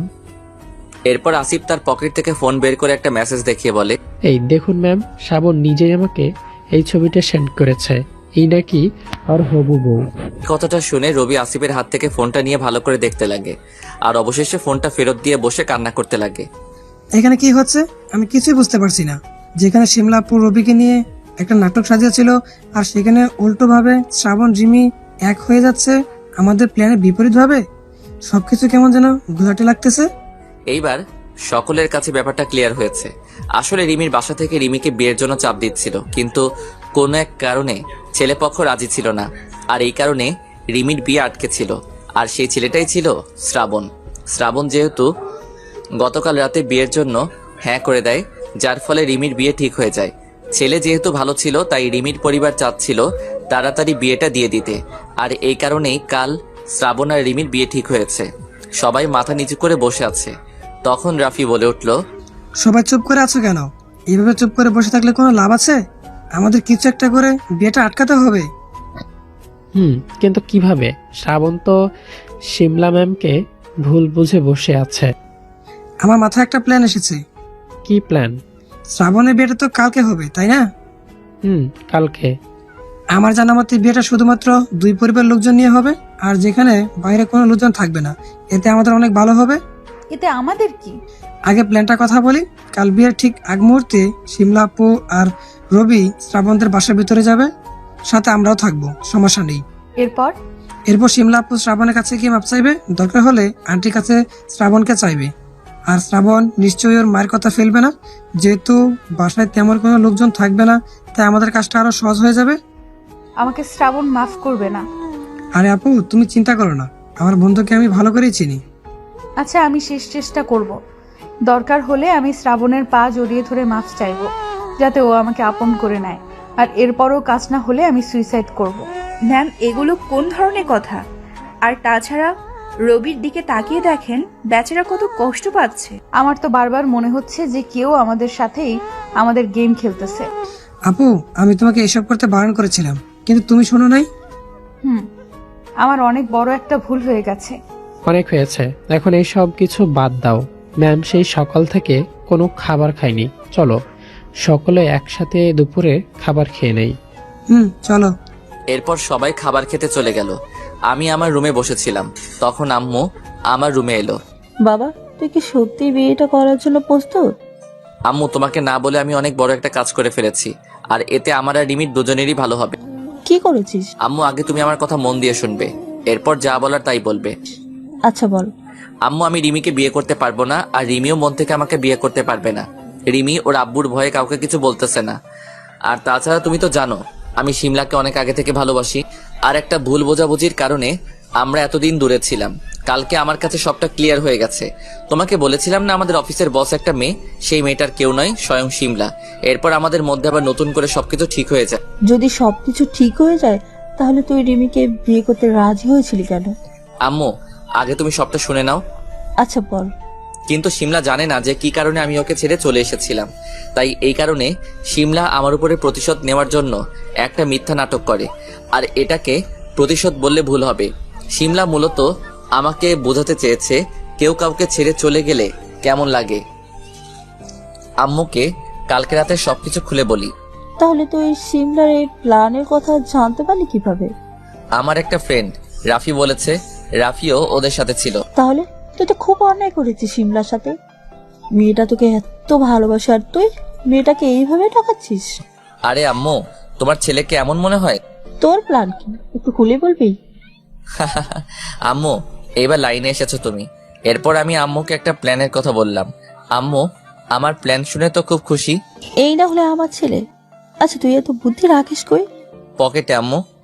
আচ্ছা আমি রেখে যাচ্ছি, আর দেখিস এটা করতে গিয়ে আবার হইতে বিপরীত না হয়। আম্মু আমি আছি তো, সমস্যা নেই। তুমি বরং আমার রুমে রিমিকে একটু পাঠিয়ে দাও। আচ্ছা। এরপর আম্মু নিচে চলে যায়। আমি আমার রুমে বসে অপেক্ষা করতে লাগি। কিছুক্ষণ পরে রিমির গলার আওয়াজ পাই। ভিতরে আসবো? আল্লাহ, এটা কি ধরনের মেয়ে রে বাবা, একদম বোকা। আসুন। এরপর রিমি আমার সামনে এসে দাঁড়িয়ে রইল মাথা নিচু করে। আমি একটু মজা নেওয়ার জন্য গম্ভীর গলায় জিজ্ঞেস করলাম, আপনি কি এই বিয়েতে রাজি, নাকি বয়ফ্রেন্ড আছে আবার? আমার এমন কথায় রিমি আমার দিকে চোখ দুটো বড় বড় করে তাকায়, আর কিছুক্ষণ পরে বলে, না না, বিশ্বাস করেন আমার কোনো বয়ফ্রেন্ড নেই। প্লিজ বিয়েটা ক্যান্সেল করবেন না, আব্বু অনেক রাগ করবে তাহলে। আমি রিমির এমন কথায় না হেসে পারলাম না, তাই জোরে জোরে হাসতে লাগলাম। আমার হাসি দেখে রিমি মেয়েটা আরো ভয় পেয়ে গেল। তাই আমি একটা চেয়ার এনে রিমিকে বসিয়ে দিলাম আর বললাম, চিন্তার কোনো কারণ নেই, আমি সবটাই জানি। আপনি রবিকে ভালোবাসেন আর রবিকে বিয়ে করতে চান। আমার কথায় রিমি অনেক ভয় পায় আর চোখ বড় বড় করে আমার দিকে তাকায়। এরপর আমি আমার মোবাইলে একটা ছবি বের করে রিমির সামনে দেখাই, এই হচ্ছে শিমলা। আমি শিমলাকে ভালোবাসি আর ওকেই বিয়ে করতে চাই। সবকিছুই ঠিক যাচ্ছিল, কিন্তু শিমলা মেয়েটা আমার সাথে মজা করার জন্য আপনার বয়ফ্রেন্ড রবির সাহায্যে আমার চোখের পানি ঝরায়। এরপর কালকের রাতের ঘটনা সব খুলে বলি রিমিকে। ভাই আপনার সাথে খুব অন্যায় হয়েছে। এ কি, তুমি দেখি ভালো করে কথাও বলতে পারো। আমি তো ভেবেছিলাম তুমি ভালো করে কথা বলতে পারো না। মেয়েটা আমার থেকে ছোট, তাই তুমি করে বললাম। ভাইয়া আমি এমনই একটু বোকা টাইপের। আরে কে বলেছে তুমি বোকা? শিমলার সাথে দেখা না হলে আমি শিওর তোমাকে বিয়ে করতাম, সে তোমার 100টা বয়ফ্রেন্ড থাকলেও। আমার এমন কথায় রিমি আমার দিকে রাগীভাবে তাকায়। আরে মজা করতেছিলাম। আর এই যে আমি বিয়ের জন্য তোমাকে সিলেকশন করি, এর পিছনে একটা কারণ আছে। কি কারণ ভাইয়া? রবি আর সিমলা দুইজন প্ল্যান করে আমাকে কষ্ট দিয়েছে, আর আমি এইটা এক বন্ধুর সাহায্যে জানতে পেরেছি। তাই ওই রাতেই সব খোঁজখবর নিয়ে জানতে পারি যে রবির গার্লফ্রেন্ড তুমি। তাই আমি রবি আর সিমলাকে মজা দেখানোর জন্য তোমার আর আমার বিয়েতে রাজি হয়ে যাই। ভাইয়া এত বড় ধোকা! ওরা দুইজন যেমন করেছে তেমন আমিও করেছি। কেমন হয়েছে? ভালো। কিন্তু ভাইয়া আপনি তো শিমলা আপুকে বিয়ে করে নেবেন, কিন্তু আমার কি হবে? আব্বু নিশ্চয়ই অন্য কোনো ছেলের সাথে আমার বিয়ে দিয়ে দিবে। তোমার জন্যই তো এত বড় প্ল্যান করা। আমার আর সিমলার বিয়ের পাশাপাশি তোমার আর রবির বিয়েটাও হবে, যদি তুমি আমার কথা মতো কাজ করো। প্লিজ ভাইয়া, আমি তোমার মতো কাজ করব, কিন্তু প্লিজ ভাইয়া আমাকে রবির সাথে মিলাই দেন। আচ্ছা শুনো তাহলে। এরপর আমি রিমিকে একটা প্ল্যানের কথা বললাম। রিমি প্ল্যানের কথা শুনে বলল, আমার একটু ভয় করবে, কিন্তু রবির জন্য আমি এটা করতেই পারি। গুড। আর শুনো, রবি বা সিমলা কেউ যেন জানতে না পারে আমাদের প্ল্যানের কথা। ওদের উচিত শিক্ষা দিব ভালোবাসা নিয়ে নাটক করার জন্য। আচ্ছা ভাইয়া, আজকে আসি, বাসায় যেতে হবে। আচ্ছা। এরপর রিমি চলে গেল আর আমি শান্তিতে বিছানায় শুয়ে পড়লাম। তখনই রাফির ফোন। বলো। ভাই আমি যে এসব কিছুর পিছনে, প্লিজ কাউকে বলবি না কিন্তু, তাহলে কালকে আমাকে শিওর হাসপাতালে যেতে হবে। আচ্ছা সমস্যা নেই, কাউকে বলবো না। তুই না আমার ছোটবেলার বন্ধু। এই রাখি, শিমলাপু আসতেছি। আচ্ছা রাখ হালা। আমি হেসে ফোনটা কেটে দিলাম। আপনাদেরকে আগে থেকেই বলে রাখি, রিমির পরিবারে অনেক সমস্যা আছে, যার কারণে রিমি এত ভয় পায় তার বাবাকে। আর এই পারিবারিক সমস্যার কারণেই আমাদের বাসায় বসে বিয়েটা হবে। যেহেতু অল্প লোকজন, তাই কোনো সমস্যা হবে না। এরপর আমি শান্তিতে ঘুমিয়ে পড়লাম। আজকে বিকালে রাতে সিমলা অনেকবার আমাকে ফোন দিয়েছে, কিন্তু আমি বেশি কথা শুনিয়ে দিয়েছি। সিমলা যে রাগী জানি না, সবকিছু জানার পরে বাসরাতে আমাকে ওর কাছে যেতে দেয় কিনা। এইভাবে দেখতে দেখতে আজকের দিনটা কেটে গেল। আজকে সকাল 10টায় সময় রিমিদের আমার বাসায় আসার কথা। ঠিক এইভাবে দেখতে দেখতে আজকের দিনটা কেটে গেল। আজকে সকাল 10টার সময় রিমিদের আমাদের বাসায় আসার কথা। আমি আমার রুমে বসেছিলাম, তখনই আম্মু আমার রুমে এলো। শ্রাবণ বাবা তাড়াতাড়ি রেডি হইনি, একটু পরে রিমির পরিবার চলে আসবে। ঠিক আছে। এই যে একটা শেরওয়ানি দিয়ে গেলাম, এইটা পরে নিচে চলে আয়। আম্মু আমার হাতে একটা প্যাকেট দিয়ে বলল কথাটা, আম্মু তুমি এটা নিয়ে যাও, আমি এসব পড়তে পারবো না। এসব পড়তে পারবি না মানে কি? সকলেই তো এটা করে বিয়ে করতে যায়। সেটা আমি জানি না, আমার ভালো লাগে না তাই পড়বো না। উফ, তোকে নিয়েছি আমি কি করি? তাহলে অন্তত পাঞ্জাবিটা পরি রে। এইটা তোমার বলার দরকার ছিল না, আমি এমনিতেই পাঞ্জাবি পড়তাম। তখনই জান্নাত নিচ থেকে আম্মুকে ডাক দিয়ে বলল, রিমির ফ্যামিলি নাকি চলে এসেছে। আমি নিচে যাচ্ছি, তুই তাড়াতাড়ি রেডি হয়ে চলে আয়। আর জানি না আজকে আমার জন্য কি অপেক্ষা করতেছে। তুই যে কি একটা প্ল্যান বানিয়েছিস আল্লাহই জানে। কোনো সমস্যা হবে না আম্মু, তুমি নিচে যাও তো। এরপর আম্মু নিচে চলে গেল আর আমি তাড়াতাড়ি রেডি হয়ে নিলাম। আসলে আমি আর সিমলা অনেক আগেই প্ল্যান করেছিলাম যে আমাদের যখন বিয়ে হবে তখন আমি নীল একটা পাঞ্জাবি আর সিমলা নীল একটা শাড়ি পরে আসবে, আর এইভাবেই আমরা বিয়ে করব। তাই আম্মুর আনা শেরওয়ানিটা আর পরলাম না। এরপর আমি রাফিকে ফোন দিলাম, কই তোরা? এই তো ভাই, আমরা গাড়িতে প্রায় চলে এসেছি। বুঝলাম, কিন্তু তুই এমন ফিস ফিস করে কথা বলতেছিস কেন? আরে ভাই, পাশে শিমলা আছে, যদি বোঝা যায় তোর সাথে কথা বলতেছি তাহলে সন্দেহ করবে। রাখ তাহলে। এরপর ফোনটা রেখে নিচে চলে গেলাম। সেখানে গিয়ে তো আমি একটু ঘাবড়ে গেলাম, কারণ নিচে অনেক লোক আছে। আমি কাউকে ভালো চিনি না, তবে আনুমানিক রিমির আব্বু, চাচা, চাচি আর 3জন লোক আছে, তাদেরকে চিনি না। আমি সকলের সামনে গিয়ে সালাম দিয়ে আমার জায়গায় বসে পড়লাম। পিছে তাকিয়ে দেখি আয়মান আছে। ব্যাটা আমাকে দেখে মিটমিট করে হাসতেছে, মজা নিচ্ছে আমাকে দেখে। রিমির দিকে তাকিয়ে দেখি সে একদম ভয়ে ঘাবড়ে আছে। দেখে তো আমারই মায়া লাগতেছে, প্লাস হাসিও পাচ্ছে। তখনই রিমির আব্বু সামান্য কিছু কথা বলে বিয়ের কাজ আরম্ভ করতে বলল। তখনই কাজী সাহেব বিয়ের কাজ শুরু করে দিল। হায় আল্লাহ, একটু এলোমেলো হয়ে গেলে সবকিছু ভেস্তে যাবে। কাজী সাহেব এক পর্যায়ে আমাকে কবুল বলতে বলল। আমি কবুল বলতে যাব, তখনই বাইরে গাড়ির আওয়াজ পেলাম। বুঝে গেলাম যে সিমলা চলে এসেছে, তাই একটু লেট করতে লাগলাম। কিছু সময়ের মধ্যে সিমলা আমাদের বাসার ভিতরে চলে এলো। আমি দরজার দিকে তাকিয়ে দেখি সিমলা, রাফি, রবি, আসিফ, রিয়া। এদেরকে দেখে সবাই অবাক হলেও আমি আর আইমান একটু অবাক হলাম না। একসাথে এতগুলো লোকজনকে দেখে রিমির বাবা বলে উঠল, তোমরা কারা? আর হুট করে এইভাবে ভেতরে চলে এলে কেন? কিন্তু শিমলা এর কোনো উত্তর না দিয়ে আমার সামনে চলে এলো। এবার শিমলা আমার সামনে দাঁড়িয়ে বলতে লাগলো, আমি জীবনে অনেক কিছু পেয়েছি, আবার অনেক কিছু হারিয়েছি, কিন্তু কখনো কোনো কিছু হারিয়ে তার জন্য একটুও আফসোস করি নাই। তবে শুধু মাত্র একটা জিনিস হারানোর জন্য আমার জীবনটা পুরো উল্টাপাল্টা হয়ে গিয়েছিল। এমনকি আমি মৃত্যুর পথ পর্যন্ত বেছে নিয়েছিলাম, কিন্তু আব্বু আম্মুর কারণে সেখান থেকে বেঁচে ফিরেছিলাম। এরপর আব্বু আমাকে আবার বাঁচতে শেখায়। আমি আস্তে আস্তে আবার আগের মতো হয়ে উঠি, কিন্তু আড়ালে আমি সেই আগের মতোই ছিলাম। শুধুমাত্র বাবা মায়ের জন্য একটু হাসি খুশি থাকতাম। আর যে জিনিসটা বা যাকে হারানোর জন্য আমার জীবনটা পুরো উল্টাপাল্টা হয়ে গেছে, তাকে আমি অনেক জায়গায় খুঁজতে লাগলাম। তো এইভাবে কয়েক বছর কেটে যায়। হঠাৎ একদিন আমি আমার নতুন অফিসে জয়েন করার পরে আবার আমার সেই মানুষটিকে খুঁজে পাই। বিশ্বাস করো, আমি মনে মনে এতটা খুশি হয়েছিলাম যে বলে বোঝাতে পারবো না। কিন্তু পরক্ষণেই আবার কোনো কিছুর কারণে একটু অভিমান ভার করে আমার মনে। তো এরপর থেকে শুরু হলো আমার জীবনের নতুন একটা অধ্যায়। তাকে রোজ কষ্ট প্লাস শাস্তি দিয়ে আমার দিন কাটতে লাগলো। তাকে কষ্ট দিয়ে যে আমি প্রচুর ভালো ছিলাম তা কিন্তু নয়, আমিও প্রচুর কষ্ট পেতাম মনে মনে। এরপর দেখতে দেখতে কিছুদিন কেটে গেল। আমি আমার আব্বুকে সবকিছু খুলে বললাম। আব্বু আমাকে একটা প্ল্যানের কথা বলল এবং আমিও আব্বুর প্ল্যানে রাজি হয়ে যাই। প্ল্যানটা ছিল এমন যে আমি আমার মিথ্যে বিয়ের কথা বলে তাকে শেষবারের মতো কষ্ট দিয়ে আপন করে নেব। কিন্তু আফসোস, সে এটাকে সত্যি ভেবে নেয় এবং সেও অন্য কাউকে বিয়ে করার জন্য রাজি হয়ে যায়। এইটা বলে শিমলা চুপ হয়ে গেল, আর এখানে উপস্থিত সকলেও চুপ করে আছে, বোঝার চেষ্টা করতেছে কি হচ্ছে এখানে। আমি শিমলার দিকে তাকিয়ে আছি, ওর চোখে পানি জমে আছে। আমার একটু খারাপ লাগলো, তবু কিছু বললাম না। শিমলার এমন কথা শুনে সকলে একটু অবাক হয়েছে, কিন্তু পরে কি হলো এটা জানার জন্য সকলে আগ্রহী। তাই সকলের মধ্যে থেকে রিমির বাবা বলল, এরপর কি হলো? তুমি তোমার মানুষটিকে চিরকালের জন্য হারিয়ে ফেললে? শিমলা কিছু সময় চুপ থেকে আবার বলতে শুরু করলো, আমি অনেক আগে একবার আমার ভালোবাসাকে হারিয়েছি, কিন্তু আল্লাহর অসীম কৃপায় আবার আমি তাকে খুঁজে পাই। তাই আমি আর তাকে হারাতে চাই না।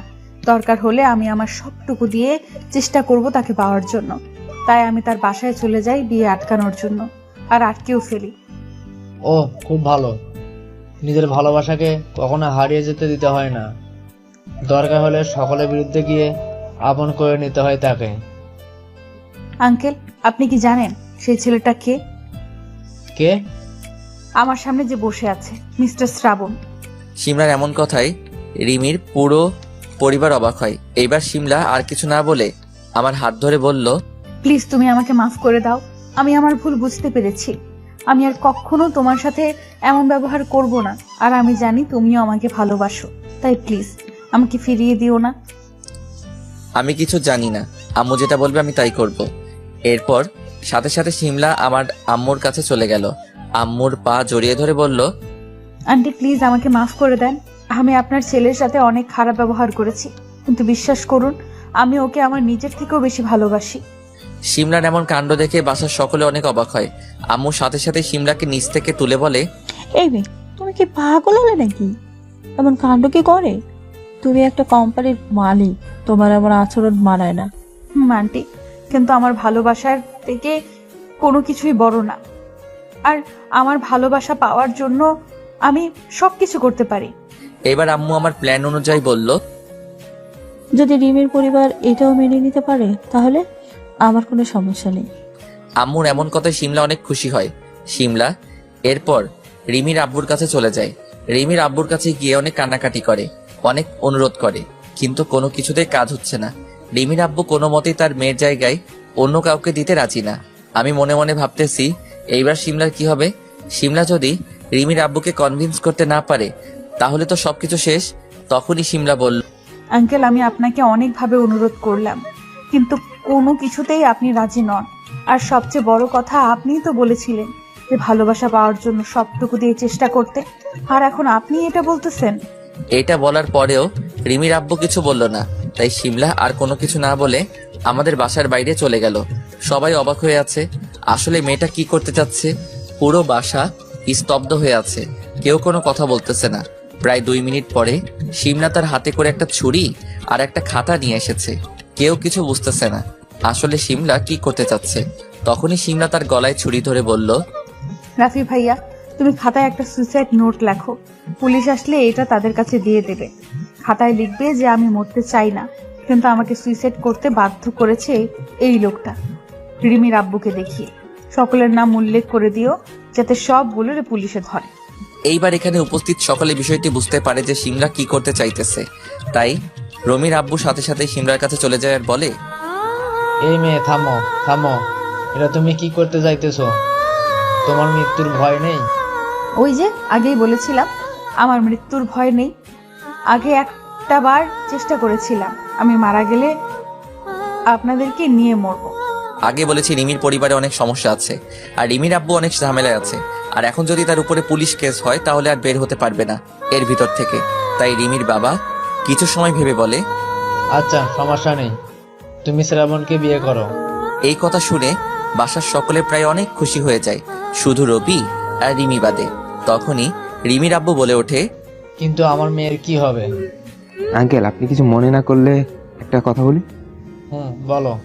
আমার জানা একটা ভালো ছেলে আছে, ছেলেটা খুব ভালো। আপনি বরং তার সাথে রিমির বিয়ে দিয়ে দিন, রিমি খুব ভালো থাকবে। এখন এই মুহূর্তে তাকে পাবে কোথায়? আর আজকে আমার মেয়ের বিয়ে দিতে না পারলে আমার মান সম্মানের সব শেষ হয়ে যাবে। আঙ্কেল, চিন্তা করতে হবে না, ছেলে এখানে আছে, আর আশা করি ছেলেকে আপনারও পছন্দ হবে। ছেলের নাম কি আর কি করে? ছেলের নাম রবি, এখনো পড়াশোনা করতেছি, 2 বছরের মধ্যে চাকরি পেয়ে যাবে ইনশাল্লাহ। রিমির বাবা কিছু সময় ভেবে এই বিয়েতে রাজি হয়ে গেল, আর আমার প্ল্যান অনুযায়ী সবকিছু হয়ে গেল। সকাল 11টার মধ্যে এক বাসায় বসে 2টা বিয়ে সম্পূর্ণ হয়ে গেল। আমার থেকে শিমলা অনেক হ্যাপি, কারণ শিমলা তো ভেবেই নিয়েছিল যে আমাকে হারিয়ে ফেলেছে সে, আর আমি তো আগে থেকে সবকিছু প্ল্যান করে রেখেছিলাম। অপরদিকে রিমি আর রবি তো মহা খুশি। দুপুরে সকলে মিলে একসাথে খাবার খেতে বসলাম। তখন হঠাৎ করেই রিমির বাবা বলে উঠল, ধন্যবাদ শ্রাবণ, তোমার এখানে এসেই আজকে এত কিছু হয়ে গেল। সত্যি বলতে আমি আমার মেয়েকে এর আগে কখনো এত খুশি দেখি নাই। আঙ্কেল, আপনি হয়তো আপনার মেয়েকে কখনো ভালো করে সময় দেন না, যার কারণে আপনার কাছে এমন মনে হচ্ছে। একটু সময় দিতে শিখুন, দেখবেন সবকিছু বদলে যাবে। ঠিক বলেছ। সকলের সাথে আর কিছু কথা বলে খাবার টেবিল থেকে উঠে নিজের রুমে চলে গেলাম। সেখানে গিয়ে দেখি শিমলা আমার টেবিল গোছাচ্ছে। আমি মনে মনে বললাম, ওয়াও, বেশ ভালো তো, এরপর থেকে আর নিজের কোনো কিছু করা লাগবে না। আমি এগুলো ভাবতে ভাবতে মোবাইলটা হাতে নিয়ে রুম থেকে বের হতে যাব, তখনই শিমলা বলল, কোথায় যাচ্ছ এই দুপুর বেলায়? এই সেমরি, তোরে বলতে যাব কেন? এইটা বলে রুম থেকে বেরিয়ে এলাম। আর এদিকে শিমলা আমার মুখে এমন কথা শুনে তো প্রচুর অবাক, আবার নিজেই নিজেকে বলল, সাহেব মনে হয় আমার উপরে এখনো রেগে আছে, তাই এমন করতেছে। আসুক আজকে রাতে, জোর করে যেমন বিয়েটা করেছি ঠিক তেমনি জোর করে ভালোবাসাও আদায় করে নিব। ও এদিকে আমি নিচে এসে সকলকে বাসায় পৌঁছে দিতে গেলাম। একে একে সবাইকে বাসায় পৌঁছে দিলাম, আর এগুলো করতে করতে সন্ধ্যা হয়ে গেল। সব কাজ শেষ করে আমি বন্ধুদের কাছে গেলাম। সেখানে গিয়ে আরেক মহাবিপদ, হারামিগুলোরে ট্রিট দিতে গিয়ে আমি ভিখারি হয়ে গিয়েছি একদম। বন্ধুদের সাথে আড্ডা দিতে দিতে অনেক রাত হয়ে গেল। শিমলা অনেকবার ফোন দিয়েছিল, কিন্তু আমি ধরি নাই, একটু মজা নিচ্ছি আর কি। আম্মুকে ফোন দিয়ে জানিয়ে দিয়েছি যে রাতে বাসায় খাবার খাবো না। অবশেষে রাত 11টার দিকে বাসায় গেলাম। কলিং বেল বাজাতেই আপু এসে দরজা খুলে দিল। ভাইয়া, তোর কোনো কাণ্ডজ্ঞান আছে? ভাবি সেই কখন থেকে বসে আছে তোর জন্য। এই পাকা বুড়ি, এত কথা না বলে বই পড় গিয়ে, না হলে তোকেও বিয়ে দিয়ে তাড়িয়ে দিব কিন্তু। ভাইয়া! আমি এক দৌড়ে আমার রুমে চলে এলাম, কিন্তু আমার রুমে এসে তো আমি প্রচন্ড অবাক হলাম। আমার রুমে এটা কে? মানুষ এত সুন্দর হয় কি করে? শিমলা একটা কালো শাড়ি পরে আয়নার সামনে বসে আছে, হয়তো সাজুগুজু করতেছে। আমি আর দেরি না করে দরজাটা লাগিয়ে শিমলাকে পিছন থেকে জড়িয়ে ধরলাম। শিমলা একটু ভয় পেয়ে গেল। ওয়াও, কি নরম, পুরো তুলার মতো। এই শয়তান, ছাড় আমাকে। তুই আস্ত একটা শয়তান, সারাদিনে কোনো খোঁজ নাই, আর এখন রাতে এসে জড়িয়ে ধরতেছে। উফ, দিনের বেলা থেকে কি করতাম, এগুলো কি দিনের বেলায় করে নাকি? ছি ছি ছি, তোমার মুখে কি কিছুই আটকায় না? নিজের বউয়ের কাছে আবার কিসের লজ্জা? এইটা বলে শিমলাকে কোলে তুলে বিছানায় নিয়ে এলাম। এরপর আমি যখন শিমলার ঠোঁট আর আমার ঠোঁট এক করতে যাব, তখনই সেমনি বাধা দিল আর বলল, এই দাঁড়াও, তুমি এগুলো করার আগে আমাকে কিছু প্রশ্নের উত্তর দাও। দূর, ভাল লাগে না। কি প্রশ্ন বল তাড়াতাড়ি। তুমি তো আমাকে ভালোবাসতে, তাহলে কেন এই রিমিকে বিয়ে করতে যাচ্ছিলে? এগুলো সব আমার প্ল্যান ছিল। মানে? এরপর শিমলাকে সব খুলে বললাম। ওরে শয়তান, আর এইসব কিছুর পেছনে তাহলে রাফি ভাইয়াও আছে? সবগুলোর দেখে নেব। রাখো তোমার রাফি ফাফি, ঘড়িতে তাকিয়ে দেখো রাত 12টা বাজে। এখন খেলাধুলা শুরু না করলে রাউন্ড শেষ হতে হতেই সকাল হয়ে যাবে। তুই কোনোদিনও ভালো হবি না নাকি? শিমলাকে আর কিছু বলতে না করে আমার আর শিমলার ঠোঁট এক করে দিলাম। শিমলা চোখ বড় বড় করে আমার দিকে তাকালো। প্রায় 5 মিনিট পরে ছেড়ে দিলাম। শিমলা ছাড়া পেয়ে বলল, ওই আমাকে মেরে ফেলবি নাকি? আমি এত কিছু না শুনে আবার শিমলার ঠোঁটে জায়গা করে নিলাম। এরপর ম্যাচের বাকি অংশ শুরু হবে। তার আগে সকলে ভালো থাকবেন, সুস্থ থাকবেন। Okay bye. এইভাবে শেষ হলো আরেকটা ভালোবাসার গল্প।